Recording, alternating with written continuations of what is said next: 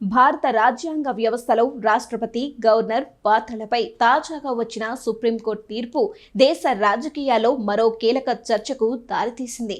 చట్టసభలు ఆమోదించిన బిల్లుల విషయంలో రాష్ట్రపతి, గవర్నర్లకు గడువు పెట్టలేమని సుప్రీంకోర్టు స్పష్టం చేయడం ఒకవైపు రాజ్యాంగ పరిమితులను గుర్తు చేస్తే, మరోవైపు కేంద్ర రాష్ట్ర సంబంధాల్లో కొత్త సందేహాలను లేవనెత్తుతోంది.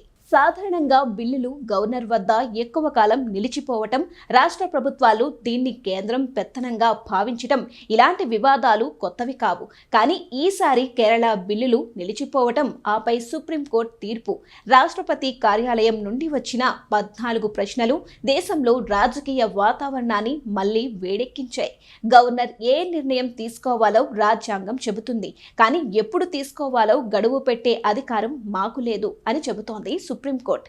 ఈ మాట ఒకవైపు న్యాయమూర్తుల రాజ్యాంగపరమైన నిజాయితీని చూపితే, మరోవైపు వారి అంతరంగంలోకి ఆవేదనను కూడా కొంత ప్రతిబింబించినట్టే కనిపిస్తోంది. కేంద్రంలో ఏ పార్టీ ఉన్నా, విపక్ష పార్టీలు పాలిస్తున్న రాష్ట్రాలపై గవర్నర్ వ్యవహారం వివాదాస్పదంగా మారుతోంది. తమిళనాడు, కేరళ, తెలంగాణ, కర్ణాటక, పంజాబ్, పశ్చిమ బెంగాల్ ఏ రాష్ట్రాన్ని తీసుకున్నా గవర్నర్ ప్రభుత్వం మధ్య ఉద్రిక్తతలే. తమిళనాడు శాసనసభ ఆమోదించిన బిల్లులను గవర్నర్ నెలల తరబడి నిలిపివేయడం, పశ్చిమ బెంగాల్లో మమతా బెనర్జీ, జగదీప్ ధకన్ మధ్య సాగిన ఘర్షణ, ఇవన్నీ ఒకే ప్రశ్నను ముందుకు తెస్తున్నాయి. గవర్నర్లు రాజ్యాంగ సంస్థల లేక రాజకీయ నియామకాల ప్రతిబింబాల? సర్కారియా కమిషన్, పంకజ్ కమిటీ సిఫార్సులు గవర్నర్లు రాజకీయ దుర్వినియోగానికి సాధనలవ్వకూడదు అంటున్నాయి.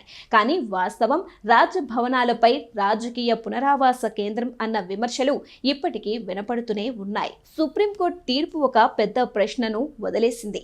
అది గవర్నర్లను కావాలని బిల్లులను ఆమోదించుకుంటే, ఒకవేళ బిల్లులను అసెంబ్లీకి తిరిగి పంపకుండా తొక్కి పెడితే, అప్పుడు రాష్ట్ర ప్రభుత్వాలు తీసుకోవాల్సిన మార్గం ఏంటి అన్నదే ప్రశ్న.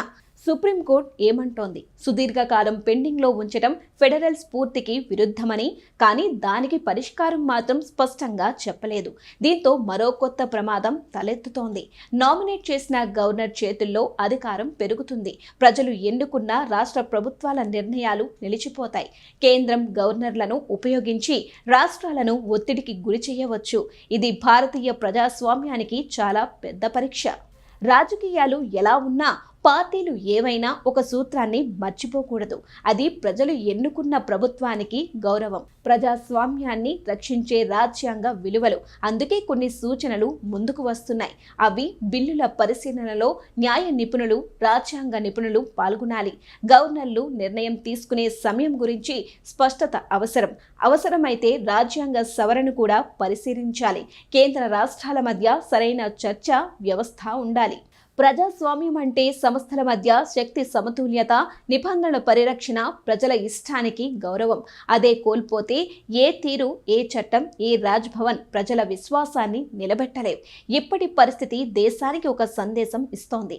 రాజ్యాంగం పుస్తకం కాదు, ఒక జీవశాస్త్రం. దాన్ని కాపాడేది అదే విలువలను నమ్మే సమతుల్య వ్యవస్థ.